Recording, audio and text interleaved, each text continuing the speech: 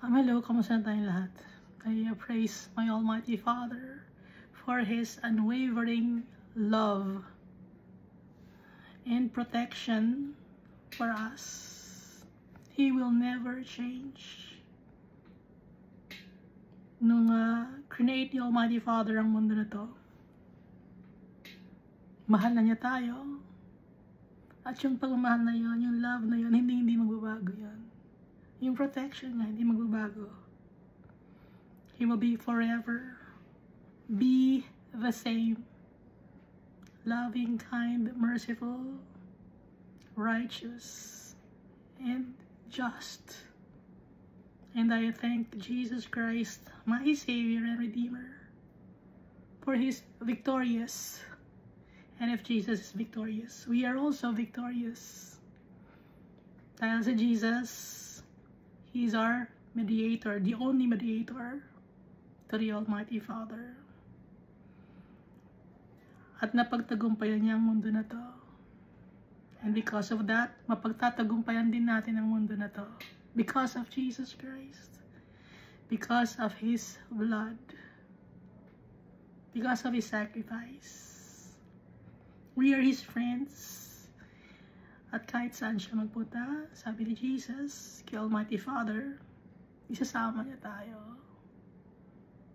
Kaya lagi tayong pasalamat kay Jesus, kay Almighty Father, at sa Holy Spirit, for the knowledge and wisdom, for the fruits of the Holy Spirit, and for the gifts of the Holy Spirit, for reminding us to do the right thing, for reminding us to pray to our Father, to read the Bible, and for comforting us whenever we are sad, no?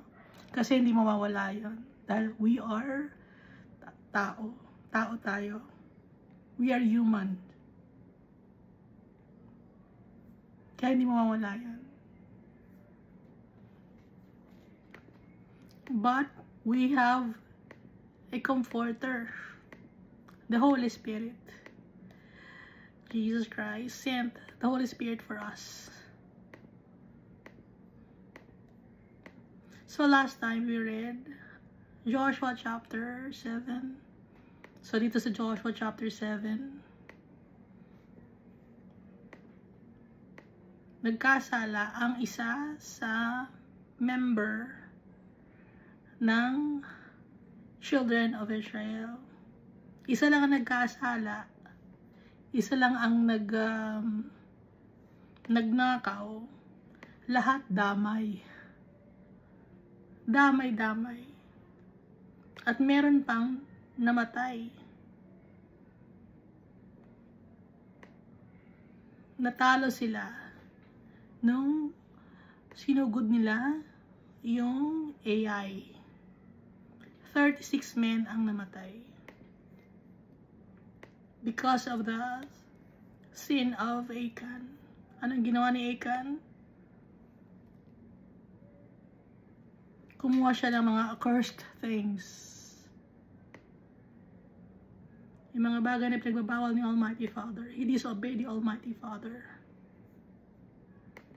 So ang kinuha niya, beautiful Babylonian garment, 200 shekels of silver, and a wedge of gold weighing 50 shekels. At yung kabayaran na yun, dahil sa kanyang kasalanan, siya ay binato.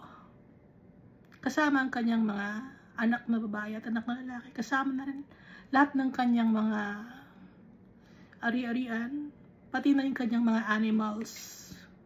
Kahit na ang kanyang sinelas, no? Sinunog. After nun, sinunog. Kaya nagkaroon ng Valley of Achor or Valley of Trouble. Nagkaroon kasi ng problema ang children of Israel.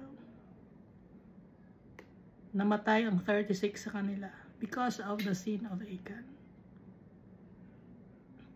So nagkaroon sila ng in memorial for the sin of Achan. Kaya gumawa sila ng heap of stones kung saan nila sinunog si Achan, tsaka yung families niya, pati na lahat ng kanyang mga livestock at tsaka lahat ng kanyang mga material possessions. Hindi nila pinagnasaan kahit yung ginto. sinunog din yun. Kahit yung silver. Lahat ng bagay. Wipe out. Pati yung lineage ni Achan, natapos na rin.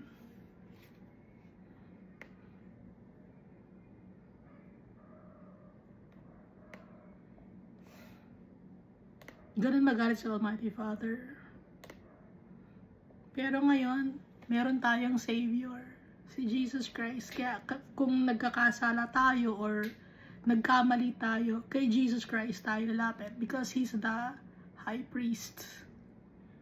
Siya na rin yung burnt offerings, sin offerings, grain offerings, drink offerings. Lahat si Jesus na.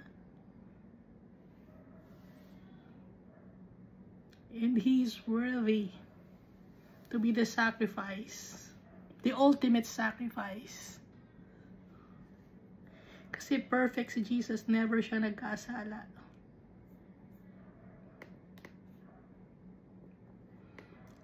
So dito sa Old Covenant or Old Treaty, kaya Old Testament, kasi Testament, Covenant, or Treaty, or Contract, ang pagpaparusa sa mga tao, matindi.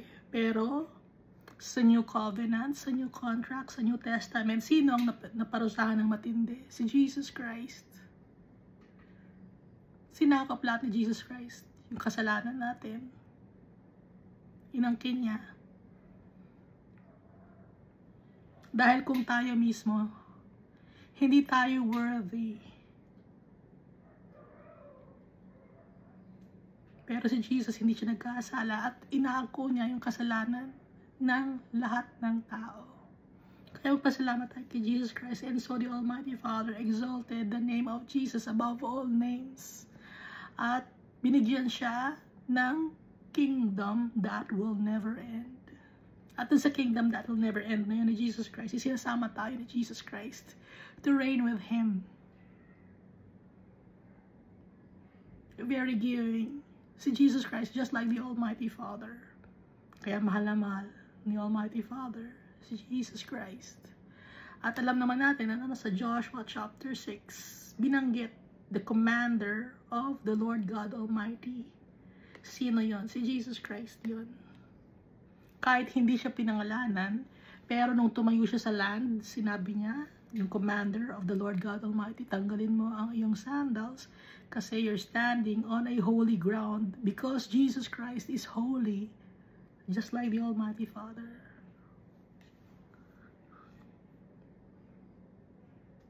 So, nung time dito sa Joshua, no, nung nakita ni Joshua si Jesus Christ, hindi pa siya nabibigyan, si Jesus Christ, hindi pa siya nabibigyan ng power, dominion, and authority. Saan nabigyan ng power, dominion, and authority? Si Jesus Christ. Dito sa may book of Zechariah at saka sa book of Ezekiel. No? So, after some time pa, marami pang taon ang lumipas. Nung ibinigay ni Almighty Father kay Jesus Christ yung power, dominion, and authority. Di ba nabasa natin yan? Nabasa ba ninyo? So, nasa Zechariah yon at saka sa Ezekiel. Man clothed in linen. At si Jesus Christ din yung may dadalang inkhorn. Yung inkhorn, it's because siya yung nagsusulat ng name natin sa Book of Life.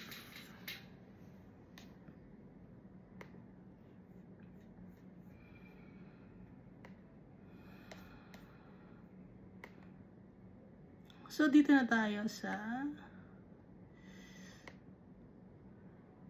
Joshua chapter 8.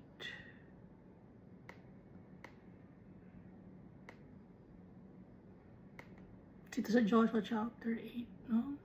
So, natalo sila sa Joshua chapter 7 because of Achan. Ngayon, balik ulit sila sa Ai. Sila Joshua, pati na rin yung mga warriors of the Israelites. So, basahin natin Joshua chapter 8. Now the Lord said to Joshua, do not be afraid, nor be dismayed. So after na nito, no, nang sunugin si Achan at maggumawa sila ng yung bato, tinakban nila ng bato.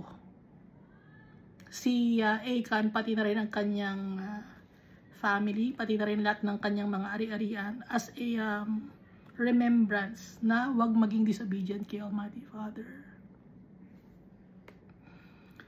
Kaya si Almighty Father, kinausap niya ulit si Joshua.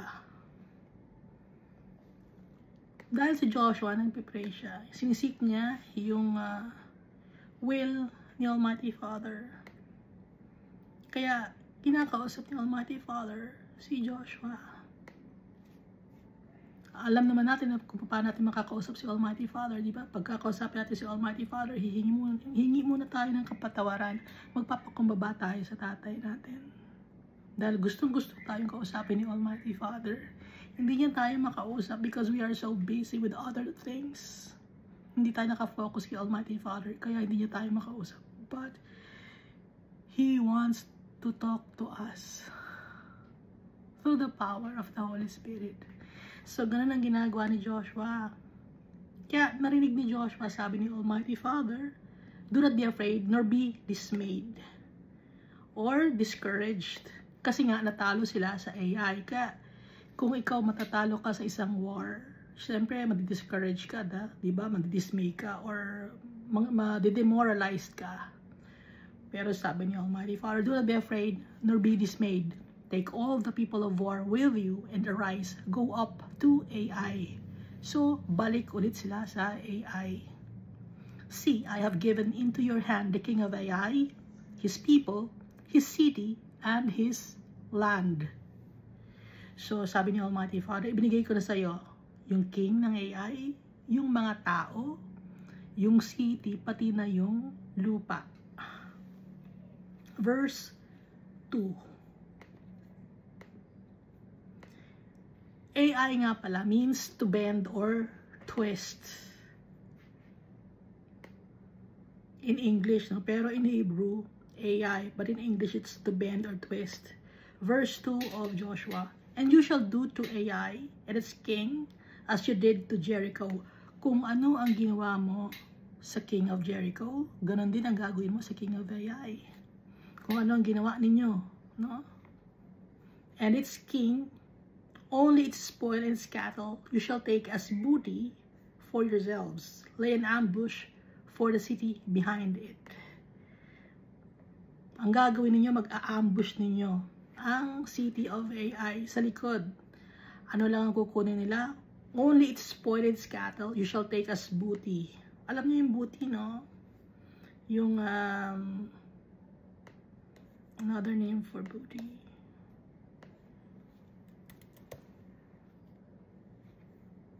Plunder, spoils, or gains, or goods, or profit.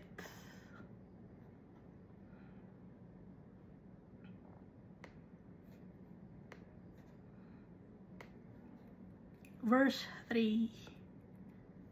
So Joshua arose and all the people of war to go up against Ai, and Joshua chose 30,000 mighty men of valor and sent them away by night. Sa gabi niya, inutusan, no? Yung 30,000 mighty men of valor. So, madami to, 30,000. But, nung una, dito sa Joshua chapter 7, ang ipinadala niya ay 2 or 3,000 men lang. Pero, the second time around, ang pinadala na ay mas madami. 30,000 mighty men of valor. Pinili ni Joshua. So, syempre, itong mga lalaki na to, mighty men of valor, pati na rin yung namatay, pati na rin si Achan and his sons, si Joshua, he circumcised them. So, ang dami nito, 30,000. Tapos, may nauna pa na 3,000, diba? So, yung yung process ng pagkikipag-usap ni Joshua, hindi lang ito nangyari ng 1 week or 2 weeks or a month. Madami ding taon lumipas. Kasi nga, hindi mo naman magagawa na i-circumcise ito lang na 30,000 men, no?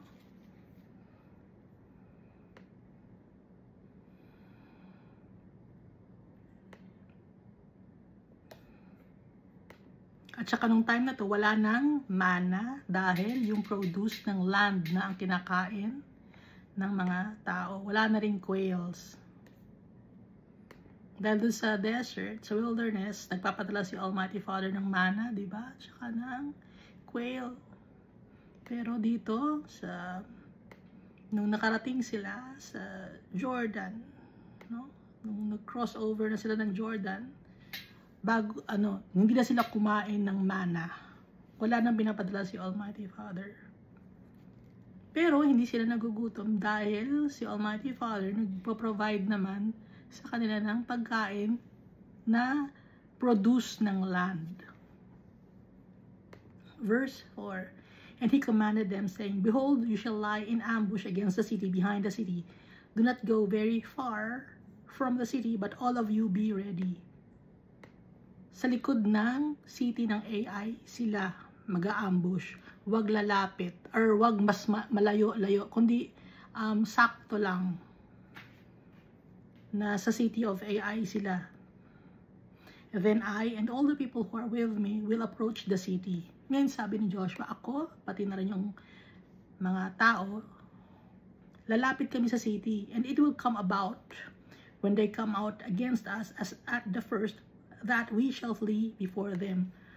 So si Joshua, magpapakita siya dun sa mga tao ng AI.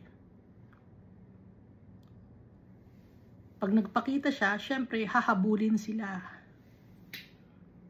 Dito sa verse 6, For they will come out after us, till we have drawn them from the city, for they will say, They are fleeing before us as at the first. Therefore, we will flee before them. Ngayon, magpapakita ngayon sila sa warriors ng AI. Ngayon, pag nagpakita sila, tatakbo na ngayon sila, palayo. Na-visualize nyo ba?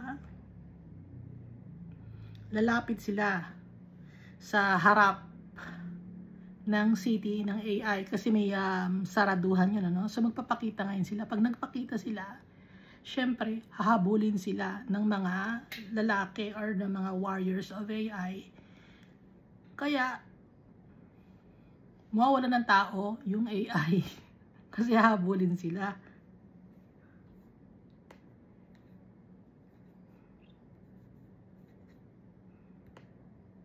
Dahil akala nila, matatalo ulit nila ang mga Israelites. Verse 7, Then you shall rise from the ambush and seize the city, for the Lord your God will deliver it into your hand. Ngayon, kayong mga nasa likod, i-ambush nyo yung city, kayong mga nasa likod ng city.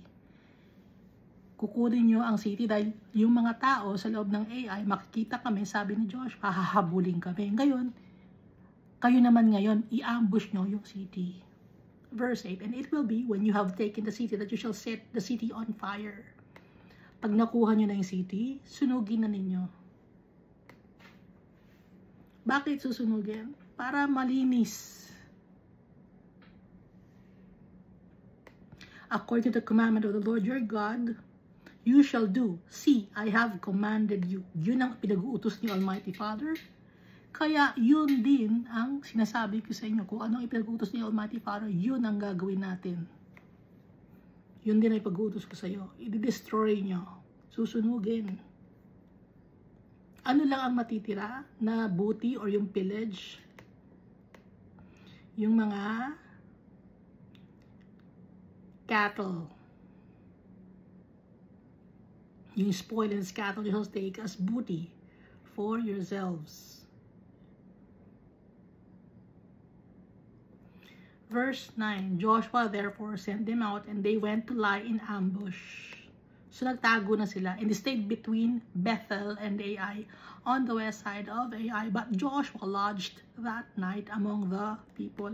Si Joshua, kasama niya yung mga tao. Pero yung ibang mga lalaki, nag-aantay na sa likod ng city kasi i-ambush nila ang city. Kaya nag-stay sila between Bethel and Ai. Nag-aantay sila, no? Verse 10, Then Joshua rose up early in the morning and mustered the people and went up, he and the elders of Israel, before the people of Ai. So umagang-umaga nagpunta si Joshua. Kasama ang mga tao, pati na rin yung mga elders of Israel. Nagpakita sila sa mga tao sa Ai. And all the people of war who were with him went up and drew near. And they came before the city and camped on the north side of Ai. Now a valley lay between them and Ai. May valley. Alam niyo yung valley? Lowland. Between Ai at saka sa kinalalagyan ni Joshua. Anong nangyari sa verse 12? So he took about 5,000 men and set them in ambush between Bethel and Ai on the west side of the city. Sa west side, yung 5,000 men, yun ang mag-ambush.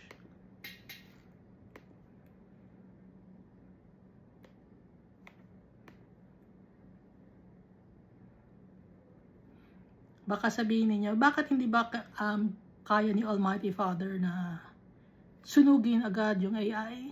Dahil kung yung River Jordan ay nahati, kung yung Red Sea ay nahati, bakit hindi si Almighty Father ang sumunog agad ng Ai or ng Jericho, or lahat paalisin na lahat, sunugin lahat ni Almighty Father? Bakit kailangan makipaglaban pa ng mga Israelites? Tinatanong niyo ba yun?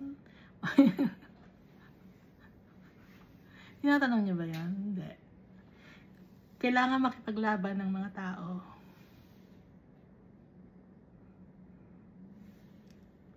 Para makitang sumusunod tayo kay Almighty Father.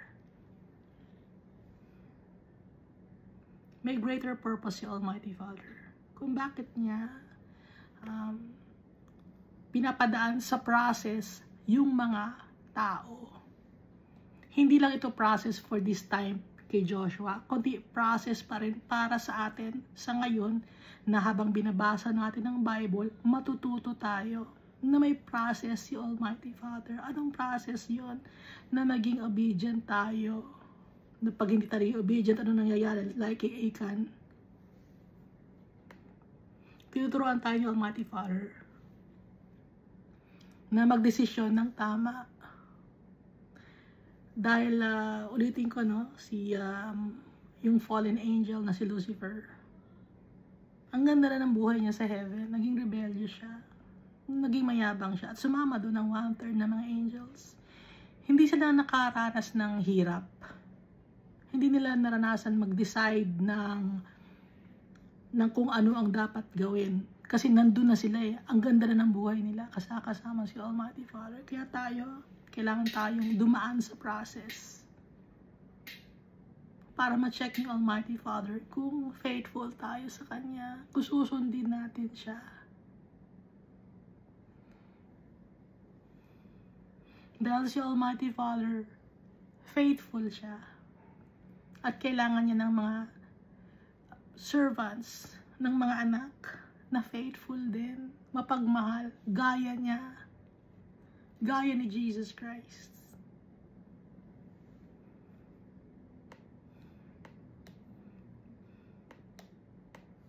Verse 13, ano? And when they had set the people, all the army that was on the north of the city and its rear guard on the west of the city, Joshua went that night into the midst of the valley. So yung rear guard, west of the city. Ngayon, yung army nasa north. So, dalawang grupo sila. Yung isa nasa north ng city. Yung isa na rear guard nasa west ng city. Joshua went that night in the midst of the valley. Now it happened when the king of Ai saw it. Nakita na sila ng king of AI kasi nagbabantay sila kasi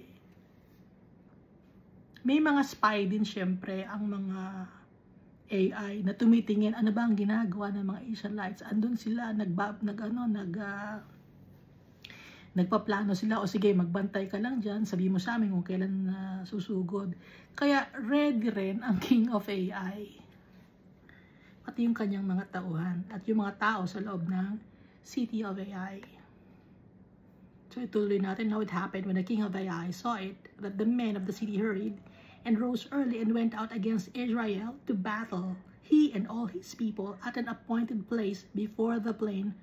But he did not know that there was an ambush against him behind the city. Hindi alam ng king of Ai na behind the city of Ai may ambush. Kaya sinugod nila, no, yung mga Israelites, kasi nga dire-diretso sila ng sugod kasi hindi nila alam may naghihintay pala ng ibang grupo behind the city of Ai. Verse 15, and Joshua and all the people of Israel made as if they were beaten before them and fled by the way of the wilderness.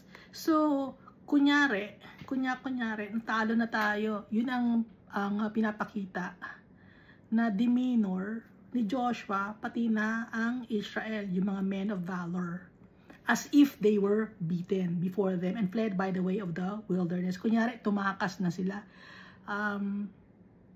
So it's just a strategy yung ginawa nila, na si Almighty Father nagturo sa kanila ng strategy. Verse 16, so all the people who were in Ai were called together to pursue them, and they pursued Joshua and were drawn away from the city. So yung mga soldiers of Ai sinugod si Joshua, pati na yung ibang mga tao. Pumunta sila sa wilderness, sinundan nila. Dahil sa pagsusunod nila, walang natira sa city ng Ai. Sa verse 17 nakalagay, there was not a man left in Ai or Bethel who did not go out after Israel. So lahat sinugod. Nawalan ng lalaki sa Ai. Walang nagpoprotekta ng Ai. Dahil lahat sila lumabas, sinugod si Joshua pati na yung mga Israel or Israelites.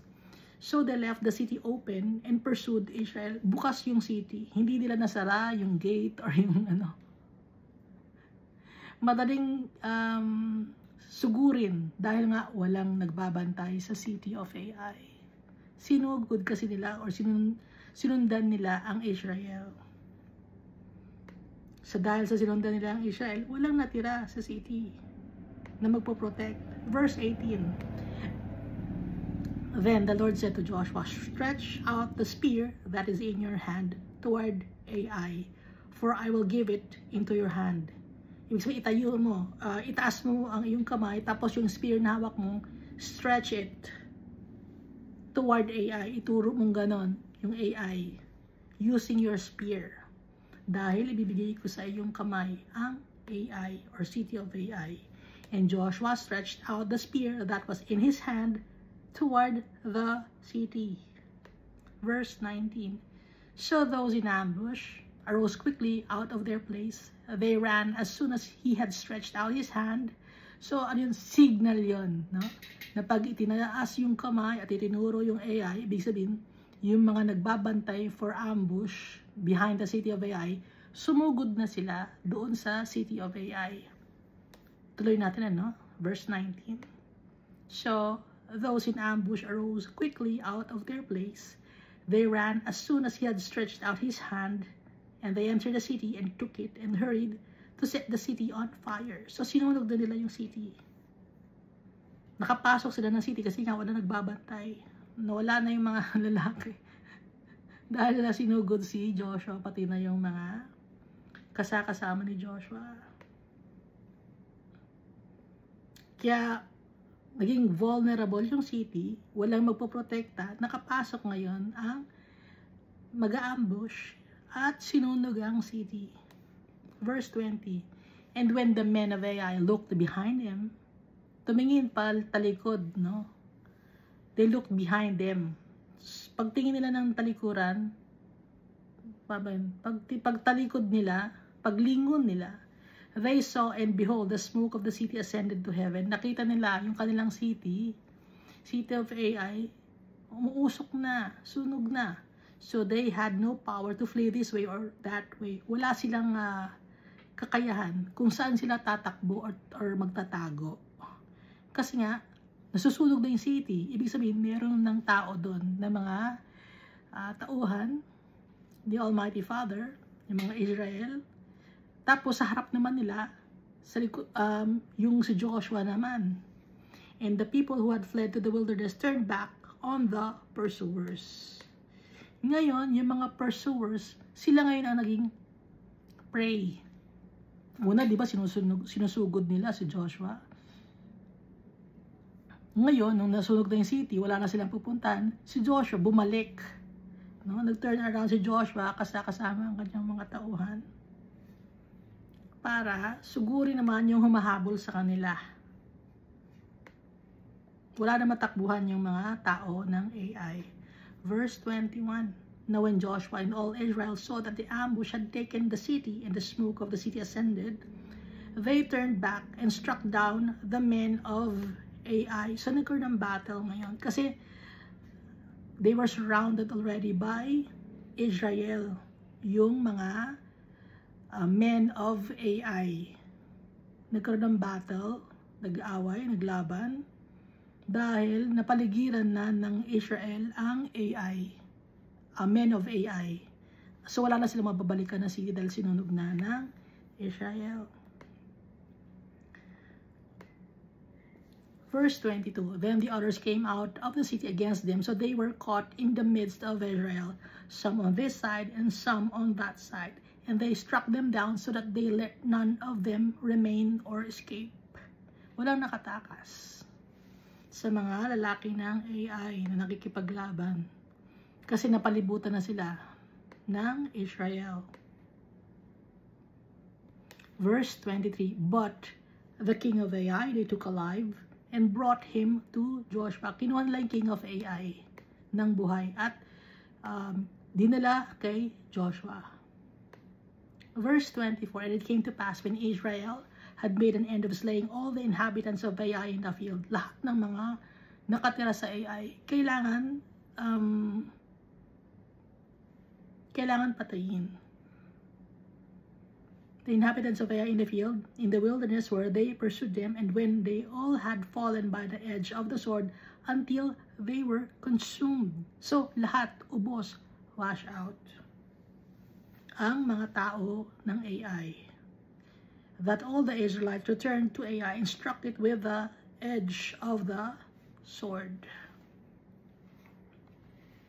So it was that all who fell that day, both women and men, were 12,000, all the people of Ai. Bakit hindi nagtira? Pag nagtira, magkakaroon ng, alam niyo yung bacteria. Di ba pag nagtira ka ng isang bacteria, dadami pa yon.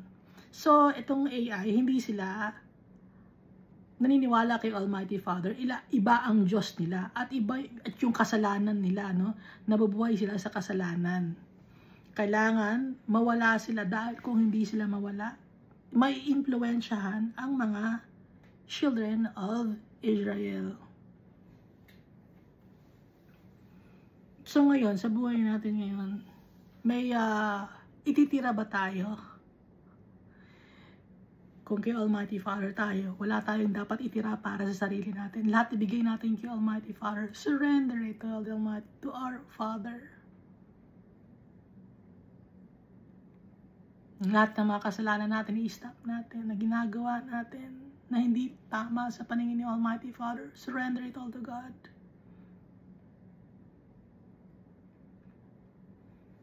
So ito, kaya hindi lang ito pakikipaglaban ni Joshua sa mga tao, kundi para rin sa atin to. It's a spiritual warfare. yung people of AI symbolizes kasalanan. Dapat yung kasalanan natin, itigil natin.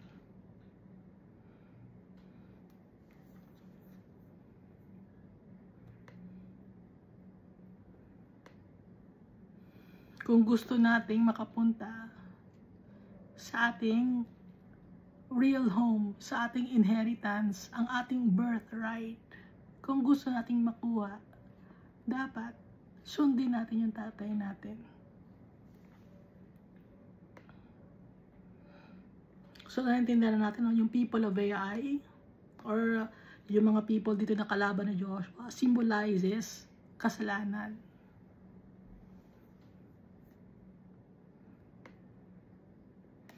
At para rin makita ni Almighty Father kung sumusunod ang mga tao, gaya natin ngayon, sumusunod ba tayo kay Almighty Father sa kanyang mga sinasabi dito sa Bible, sa mga sinasabi ni Jesus Christ, sa mga turo ni Jesus Christ, sinusunod ba natin?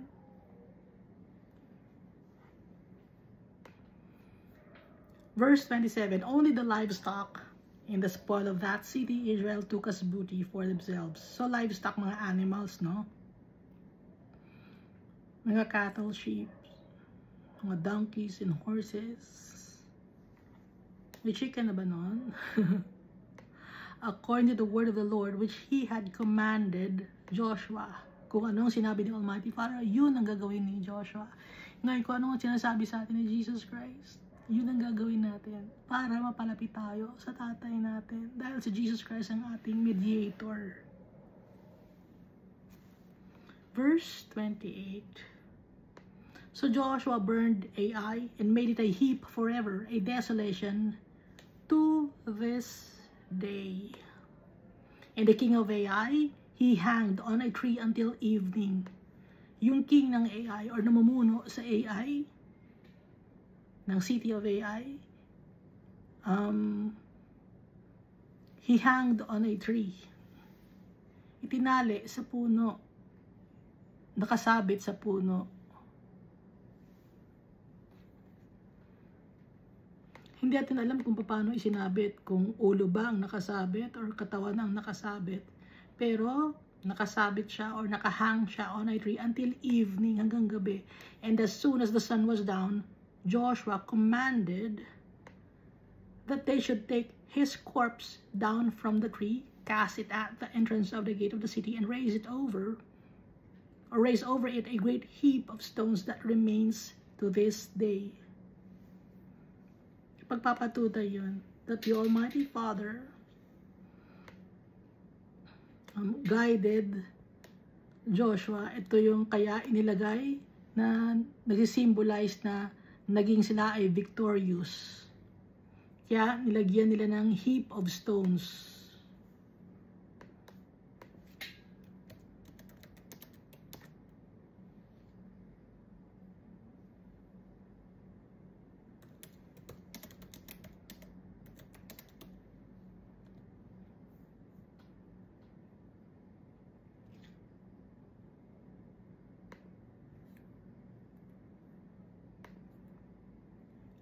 So ngayon, yung Ai, no? Ancient Canaanite town, nakalagay dito sa Britannica.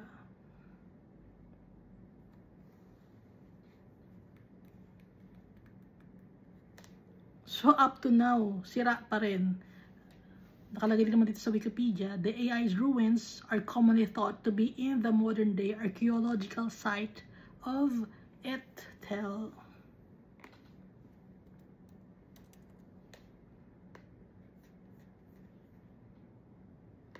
So dito tayo sa verse 30 of Joshua chapter 8. Now Joshua built an altar, to the Lord God of Israel in Mount Ebal. Gumawa ng altar si Joshua for the Almighty Father sa Mount of Ebal. Ebal means stone or bare mountain. Doon gumawa ng altar. Verse 31. As Moses, the servant of the Lord, had commanded the children of Israel, as it is written in the book of law of Moses, an altar of whole stones, over which no man has wielded an iron tool.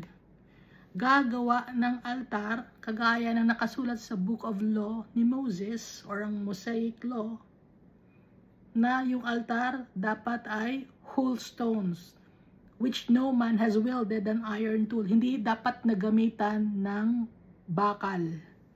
Dapat yung altar, bato. Hindi dapat tinapyas ng bakal.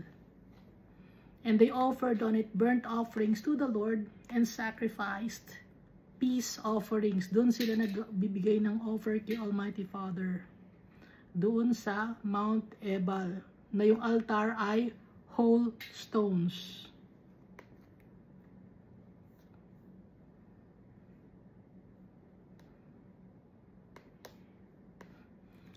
Alam niyo yung binigay na law ni Moses, no? Sa Deuteronomy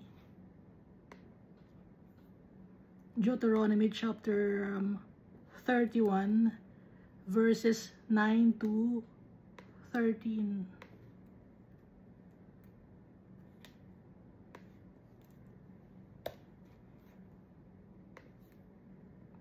So, ito yung law na dapat na basahin every 7 years. Basahin natin, Deuteronomy chapter 31, verse 9 to 13. So, Moses wrote this law and delivered to the priests, the sons of Levi, who bore the ark of the covenant of the Lord, and to all the elders of Israel. And Moses commanded them, saying, at the end of every 7 years, why 7 years is a complete number?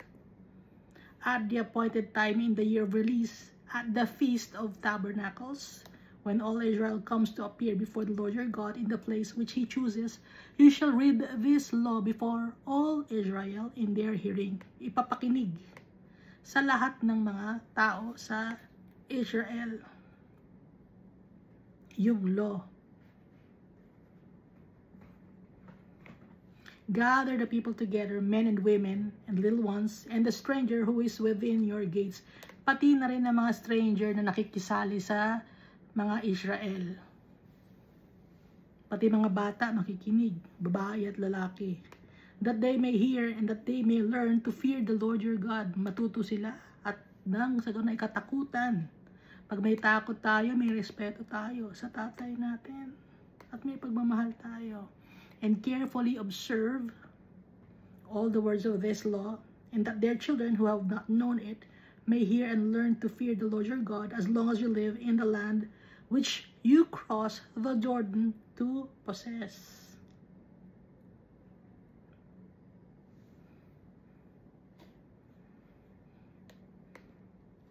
So binasa ni Joshua kasi every 7 years, no?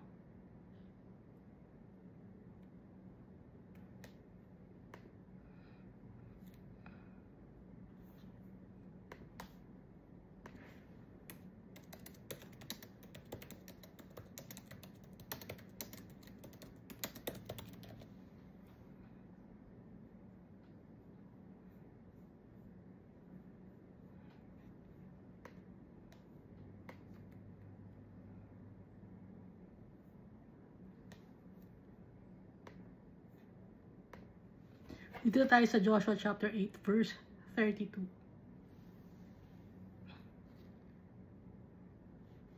And there, in the presence of the children of Israel, he wrote on the stones a copy of the law of Moses, which he had written. Nagsulat siya ng kopya ng law ni Moses or Mosaic law.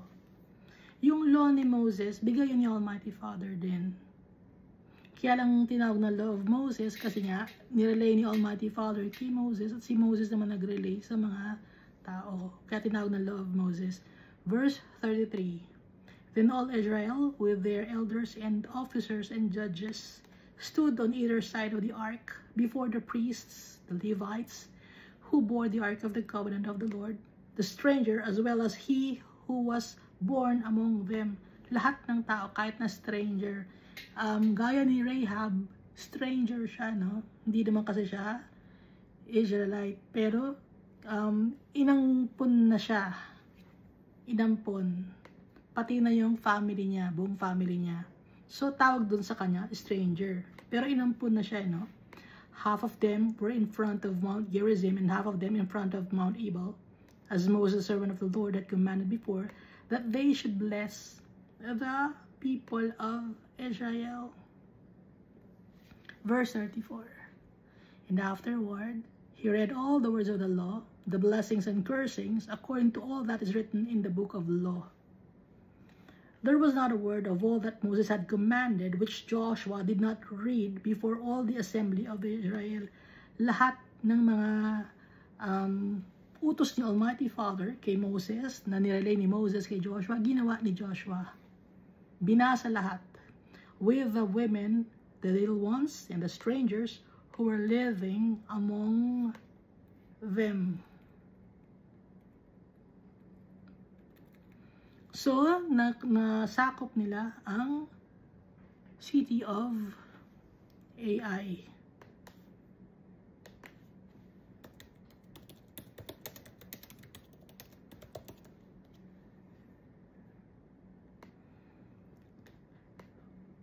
Yung law, no? Deuteronomy chapter 33. Yung blessings of Moses.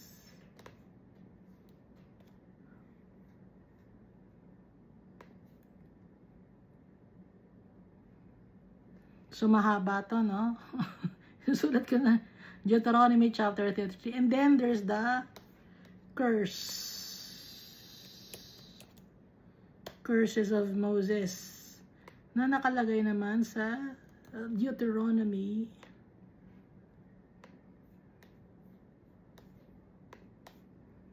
chapter 28.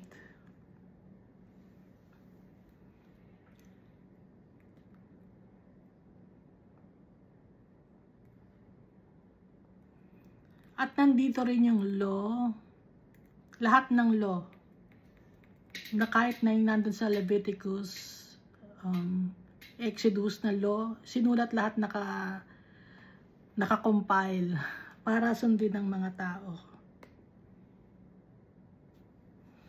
Example na ng curses for disobedience, na isa sa mga law na binasa ni Joshua, na inutos ni Moses, na inutos ni Almighty Father. Dahil si Almighty Father nabigay nito. So, Deuteronomy chapter 28 verse 15 up to 68. But it shall come to pass, if you do not obey the voice of the Lord your God, to observe carefully all his commandments and his statutes, which I command you today, that all these curses will come upon you and overtake you. So, kung gusto niyong basahin, mahaba to.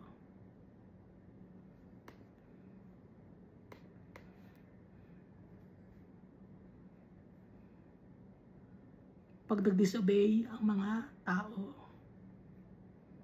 Ngayon, dahil dumating na si Jesus Christ, nag-disobey tayo pa rin kay Almighty Father.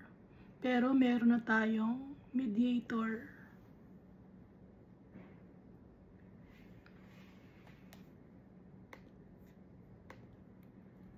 Ngayon, itong AI, nung nanalo na sila, no, ng AI, nasakop na nila yung city of AI. Ngayon, sino yung kalaban natin? Sa ngayon.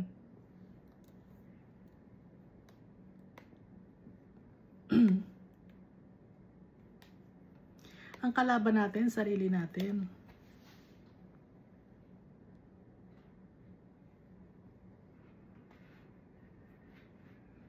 Sa Luke chapter 12 verse 53, father will be divided against son, and son against father, mother against daughter, and daughter against mother, mother-in-law against her daughter-in-law, and daughter-in-law against her mother-in-law. Hindi lang noon ang kalaban mo ay ibang lahi. Ngayon, ang kalaban natin sino? Tayo-tayo na mismo. Kahit sarili natin, kalaban natin.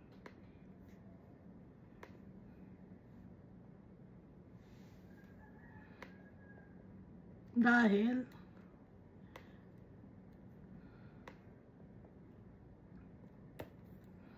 sa tayo, may mga gusto tayong gawin sa buhay. Kaya paano natin mapagtatagumpayan yun? Kalabanin natin ang ating sarili. Na hindi na tayo ang masusunod, kundi ang masusunod sa buhay natin. Si Jesus Christ, si Almighty Father, through the power of the Holy Spirit. At dahil din sa mga bagay dito sa mundo, yung tribulation, yun din ay kalaban natin. Matthew chapter 24 verse 21 to 22. For then there will be a great tribulation, such as has not been seen since the beginning of the world until this time, no, nor ever shall be. And unless those days were shortened, no flesh would be saved. But for the elect's sake, those days will be shortened. So, sino ang kalaban natin? Makaka-experience tayo ng great tribulation. Sino ang kalaban natin? Dapat matuto tayo. Kaya nga, ang isa sa mga gifts or so fruits of the Holy Spirit is self-control. Love, joy, peace, forbearance, kindness, gentleness, faithfulness, and self-control. Kasi ang kalaban natin, hindi naman itong mundo na to, kundi yung principalities.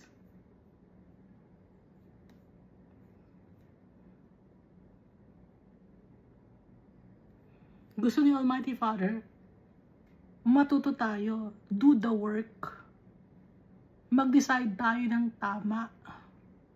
Yung wisest decision natin, lagi natin pipiliin yung tatay natin. Ano pa, isusurrender natin lahat sa tatay natin. Ano pa, para malaman natin kung ano ang tama at mali, na matuto tayong sundin ang kanyang mga ipinag-uutos.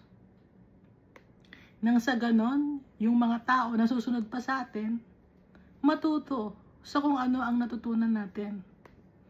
Kasi meron tayong spiritual battle.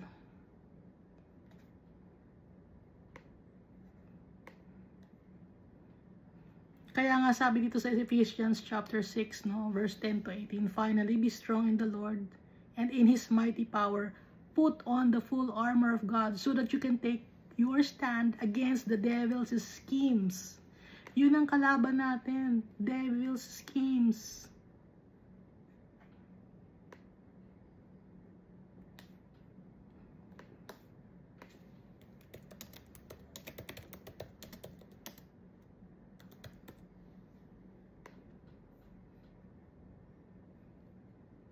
Ephesians chapter 6 verse 12.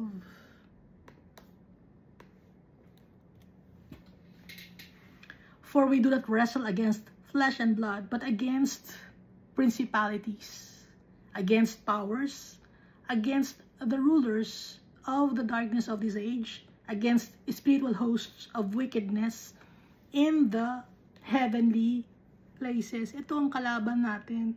So, bakit si Joshua ang kalaban niya tao? Yung mga tao na yun, na tao sa Ai, yung mga nakakalaban niya, yung mga tao sa Jericho, hindi sila naniniwala kay Almighty Father.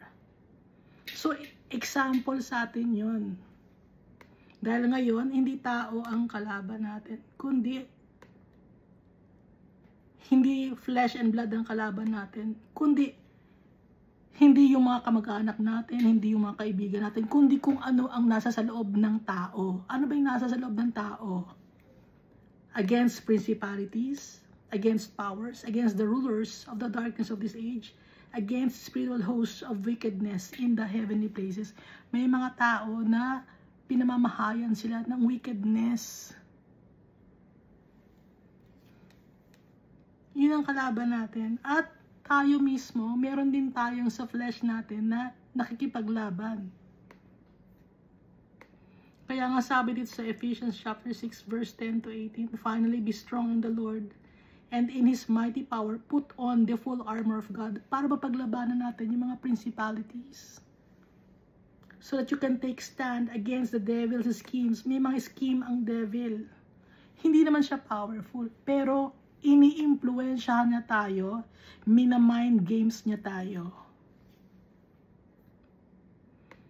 iniimpluwensya niya tayo na tumingin sa mundo na to, tumingin sa mga kayamanan sa mundo na to, maging selfish, maging mayabang, gagaya niya.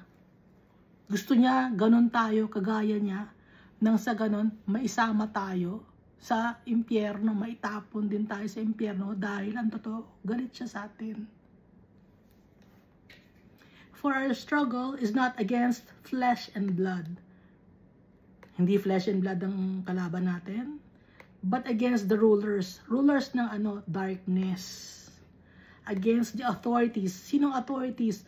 Authorities of wickedness.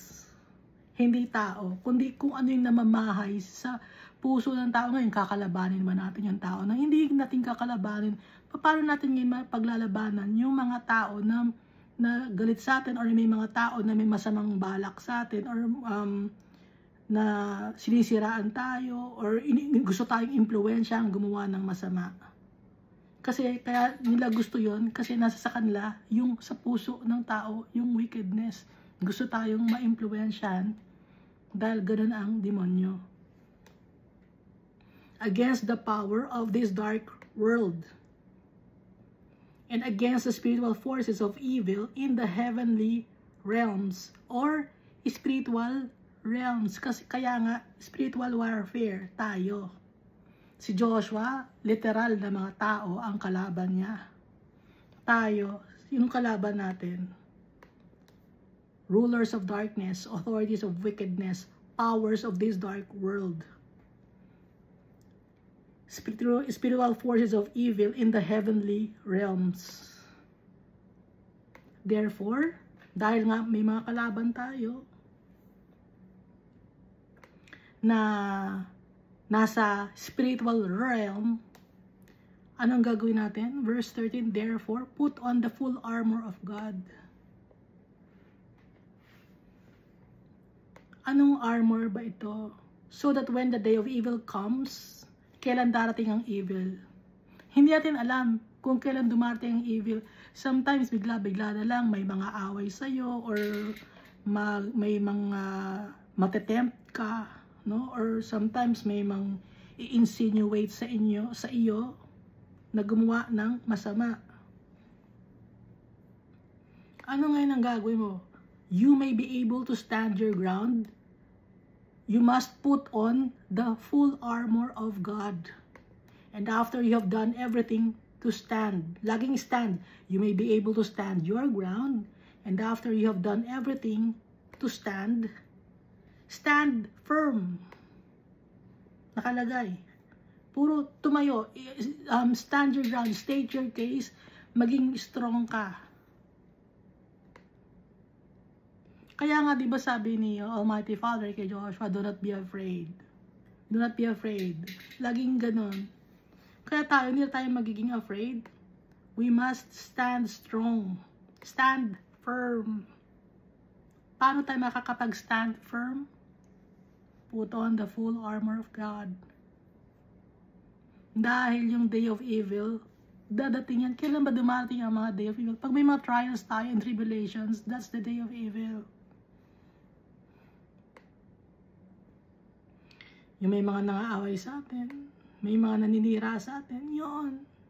So, paano natin mapaglalabanan yun? Yung sa society, magulo ang society, paano natin mapaglalabanan?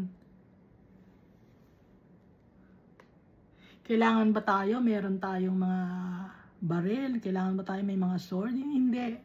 Ano ang gusto ni Almighty Father?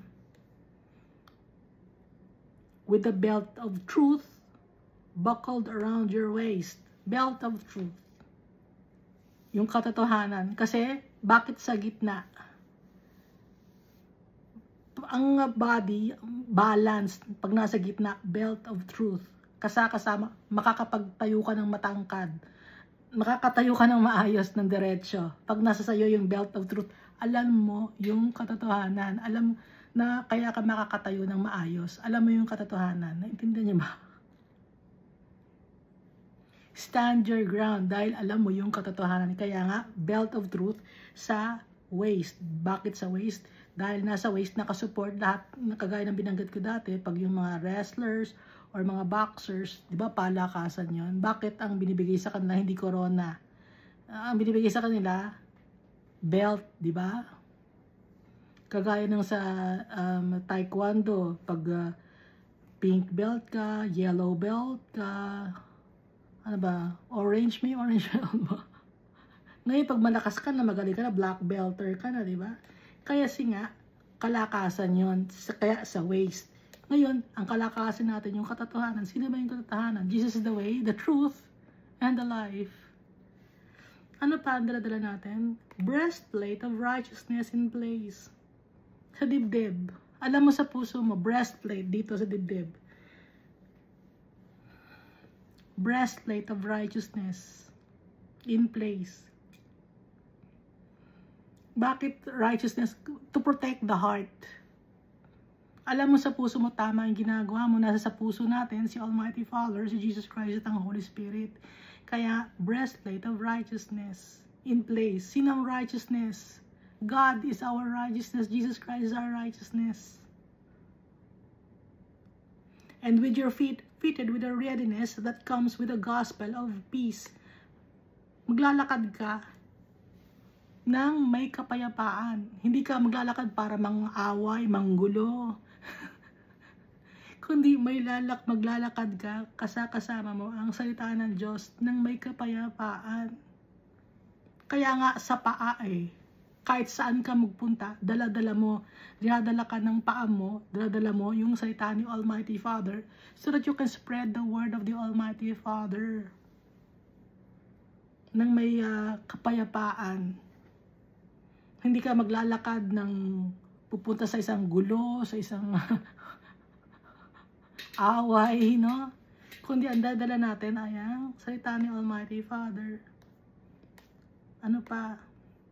In addition to all this, take up the shield of faith, with which you can extinguish all the flaming arrows of the evil one. So dapat may dala tayong shield of faith. Yun ang ating panangga, ang ating pang-cover, no? Shield of faith. Dahil, halimbawa, may magsasalita sa'yo ng, hindi ka naman totoo, mali ang sinasabi mo. Ngayon, meron kang pananampalataya kay Almighty Father, kay Jesus Christ, sa Holy Spirit. Sasanggain mo ngayon, nandito ang shield of faith ko, may pananampalataya ako, naniniwala ako kay Jesus Christ. Natutulungan niya ako, naniniwala ako kay Almighty Father at sa Holy Spirit. Kaya nga yung shield of faith, it can extinguish all the flaming arrows of the evil one. Sino ba yung evil one? Yung evil one, yun yung principalities na lumulukob sa ibang mga tao. And at the same time, yung mga experiences na, mga bad experiences natin na itinatapon sa atin ng kaaway, nasa sa atin ngayon yung shield of faith sa mind mo na may pananampalataya ako kay Almighty Father. Iingatan niya ako kahit ano ang mangyari. Take the helmet of salvation. Bakit helmet? Sa ulo mo nakalagay, nakaprotekta sa ulo mo. Alam ko na si Almighty Father, isi-save niya ako. Nakaset yung mind mo, nakafocus yung mind mo sa salvation. Kaya ginagawa mo lahat ng bagay sa tulong ni Almighty Father at ni Jesus Christ dahil nakaset na ang mind mo. Set na yung mind mo, pati yung heart mo. Yung naka-breastplate of righteousness ka, tapos may belt of truth ka, lumalakad ka nang naayon sa salita ng Diyos. Hindi ka naglalakad para manggulo, mang-away, ganun, ano pa. And the sword of the Spirit, which is the word of God. Ngayon, pag mayroong nagsasabi na mali ang mga sinasabi mo, you have the sword of the Spirit. Ano ba yung sword of the Spirit? Salita ng Diyos. Halimbawa, sasabihin sa'yo, hindi, ang sinasamba namin, itong taong to, or yung mga ninuno namin ang sasambahin. Ngayon, dahil nasa sa'yo ang sword of the Spirit, dala-dala mo, alam mo yung salita ni Almighty Father, mali ka. Ito ang nasa Bible. Ang sasambahin natin, si Almighty Father, si Jesus Christ at ang Holy Spirit. Kaya mali ka. Kaya, sword of the Spirit. Ito yung panghiwa ng kasinungalingan, pang break open ng mga naka-veil. Kaya sword of the spirit, pang break open ng mga bagay na nakatago, dahil yung sword of the spirit, yung salita ng Diyos, binubuksan niya lahat ng mga kasinungalingan, sinisira niya. Dahil si Almighty Father, siya ang totoo. Alam, naintindihan ninyo? Ano pa? And pray in the Spirit on all occasions with all kinds of prayers and requests.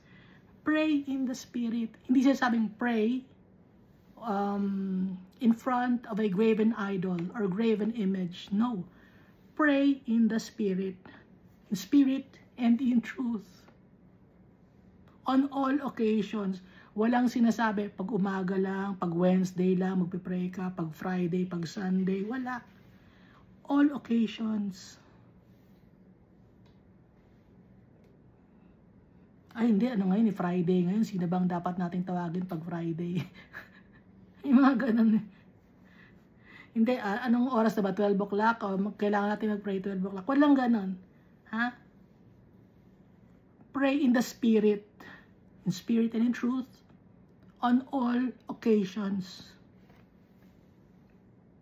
With all kinds of prayers and requests. Lahat-lahat. With this in mind, ano pa? Be alert sa lahat ng mga bagay na to na binigay sa atin dito sa Book of Ephesians.